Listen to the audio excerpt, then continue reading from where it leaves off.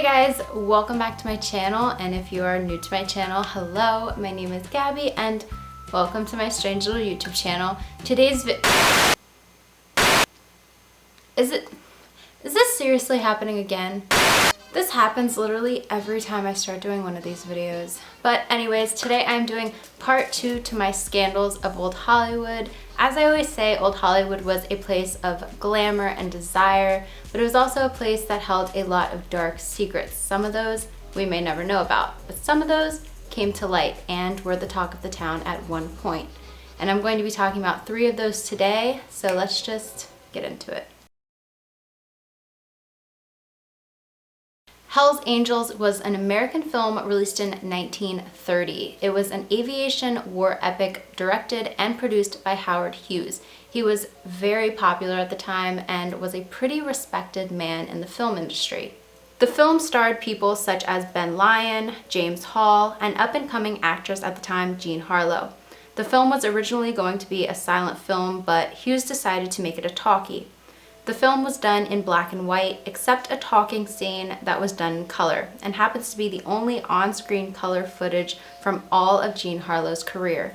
The movie was set to be a huge movie from the start, and Hughes was up for the challenge of trying to successfully pull off a lot of very difficult scenes. Hughes was an experienced aviator himself, so he took control of directing the aerial scenes from overhead using a radio.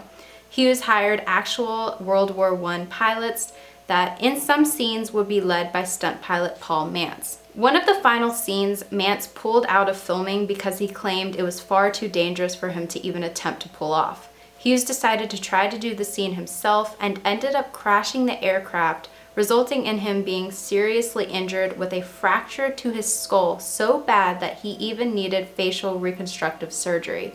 He did survive his accident, but there were other accidents during filming, and the other people involved were simply not as fortunate. Pilot Al Johnson, pilot C.K. Phillips, pilot Rupert Syme Massalister, and mechanic Phil Jones all passed away while filming aerial scenes for the movie.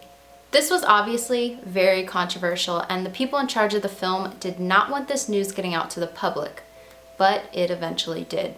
Hell's Angels took 3 years to finish, with multiple postponed release dates, and cost about $4 million to produce, which in that time was a very large sum of money to produce a movie. The film cost more to produce than any other before it, but did end up doubling profit in the box office with an enormous premiere at Grauman's Chinese Theater. You may have seen open before, but you've never seen anything like this. It wasn't really the film itself that brought so much attention to it, but really the controversy behind it and the fact that some people who worked on the film didn't even survive to see it. Now, there's a lot of affairs in Hollywood. Every other week on the tabloid covers, there's somebody leaving somebody for somebody else and somebody cheating on their longtime spouse.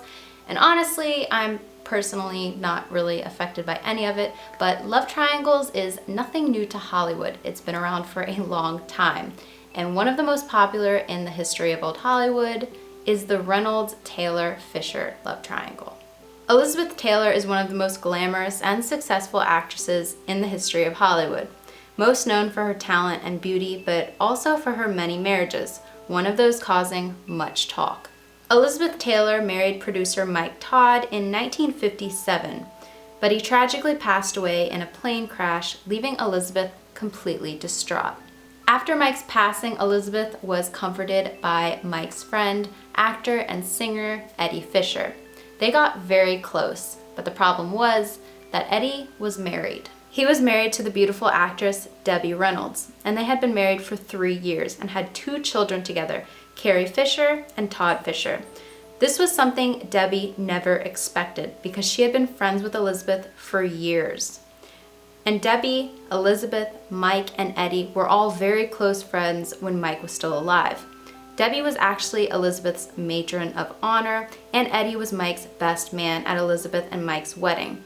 Debbie and Eddie divorced in 1957, and Eddie and Elizabeth married not long after. Their marriage lasted until 1964. This was one of the biggest cheating scandals of old Hollywood. Elizabeth and Debbie went years without speaking, even though both had moved on in their love life. Well, in 1966, they both ended up on the same cruise boat. Debbie decided to write Elizabeth a letter, Elizabeth wrote back, and they decided to have dinner and they talked through everything. They stayed close friends up until Elizabeth's death in 2011, even starring in a movie together in 2001 called These Old Broads. Debbie blamed Eddie for most everything and told People magazine in 2015, "She moved along in her life and so had I. If your husband's going to leave you for anyone, it might as well be Elizabeth Taylor." When all that happened, that's been understood, and she's, she and I have gotten together about all that now, and of course she regrets that particular decision because at the time she needed comforting. And actually Elizabeth is a great girl, and I see her all the time. I go over and we visit because she's a great girl. In 1936, a 16-year-old beauty named Julia Jean Turner was discovered at Top Hat Malt Shop in Hollywood, California. She would change her name to Lana Turner and would go on to be one of the most successful actresses of the 1940s, with a career spanning over 50 years in the entertainment industry.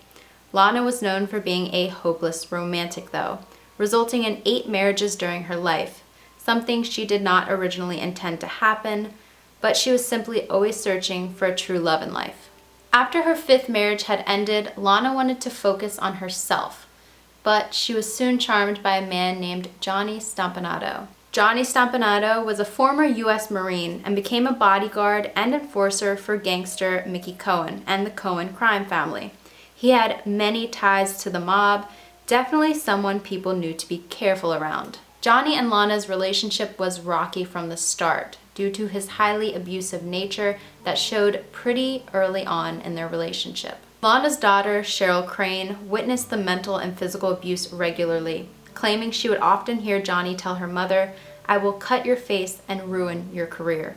In 1958, Lana had just been nominated for an Academy Award for her performance in a film called Peyton Place, but she was about to gain much more publicity. On the night of April 4th, 1958, Stompanato started a very heated and violent argument with Lana. Cheryl overheard and claimed that she feared for her mother's life. When she heard Stompanato start attacking her mother, she ran to the kitchen and grabbed a butcher knife, intended for protection. But by the end of the night, Johnny Stompanato's body was lying lifeless on the floor. The 14-year-old stabbed her mother's abusive boyfriend to death. The case was on the cover of every paper and the trial had everyone's attention. It was ruled a justifiable homicide though, but that's when the rumors began. People started talking and many, even Johnny Stompanato's own son, believed that Lana was the one who actually murdered him and let her daughter take the blame for it. But even through all those years, Lana and Cheryl stood by their original claim. The incident affected Cheryl's life for many years to come. She spent years in juvenile hall, developed an addiction to pills and alcohol, and even attempted suicide twice. She started going down a better path in life though, and was silent for many years after what had happened. But even after all these years, and many years after her mother's death, she still claims that she was simply trying to protect her best friend. So I hope that you guys enjoyed that video and maybe learned something juicy and scandalous that you didn't know about before. And if you didn't check out part 1, I will link that down below. And if you have any scandals you want me to talk about in part 3, definitely leave those down below in the comments. And I will see you guys in my next video. Bye guys. Boom, boom, boom.